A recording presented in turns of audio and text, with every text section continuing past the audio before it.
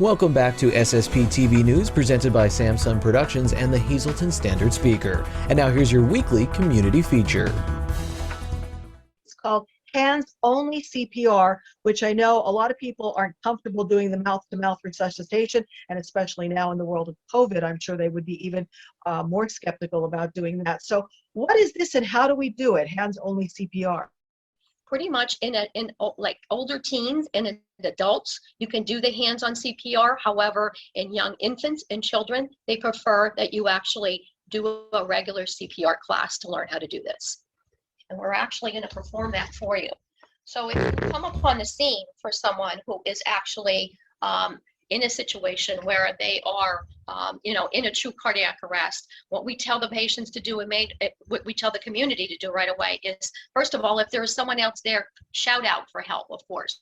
All right, so shout out, have someone else call 911. But if there is no one there and it's just you yourself, you pick up your phone, you put it down next to you, you hit your speaker, you hit 911 and you call, and they will talk you through the whole procedure, and stay on the phone with you until someone gets there.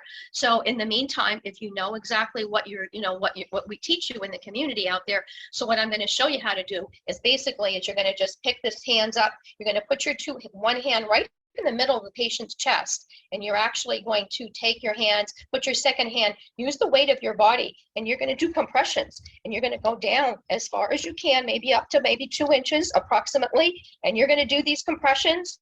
And you can actually do it to the beat. We always get everyone into the music part of it and get them into the beat, and we show them exactly how to do the compressions. Now, your person needs to be on a flat surface, Lisa. They need to make sure that you're not doing on a bed, because you have to have a flat surface so that the heart and the spine is compressing, and that's what we're trying to do by doing these compressions. And I would say you would keep doing this as long as you're capable and as long as you're able until 911 would get to the scene. Now, another event could be that someone is choking. What do we do for that?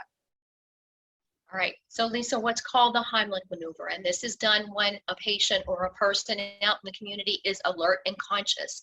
So you ask them 3 questions. Can you cough? Can you speak? Can you breathe?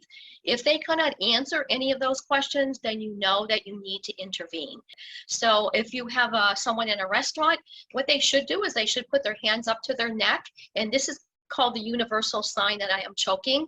Everyone is aware of that. So if they do that, then you know that you should intervene, that something is going on, that they cannot cough and they cannot breathe and they cannot speak. So what you need to do is you need to get yourself basically around that person and keep them close to your body. And I always tell everyone, pull them close to you, make a fist, tuck your thumb in, and make that fist and go in the soft spot there, right between the belly button and the rib cage. Take your other hand and come around. And what you're doing is you're coming up and in, and you're scooping, just like you're scooping ice cream. And I do 1 and 2 and 3 and 4 and 5. And hopefully, if there's something in there, it's going to come out. If not, you would keep doing that. Hopefully, at this point, before you do anything more, you should definitely make sure if there's no one else there, you call 911 if you need to.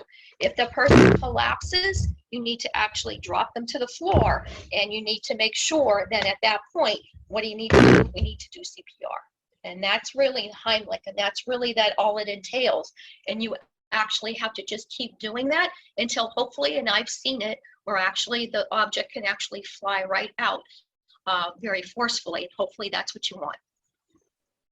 Wow, great information. And Barbara, if we want more on this, where can we find these procedures online?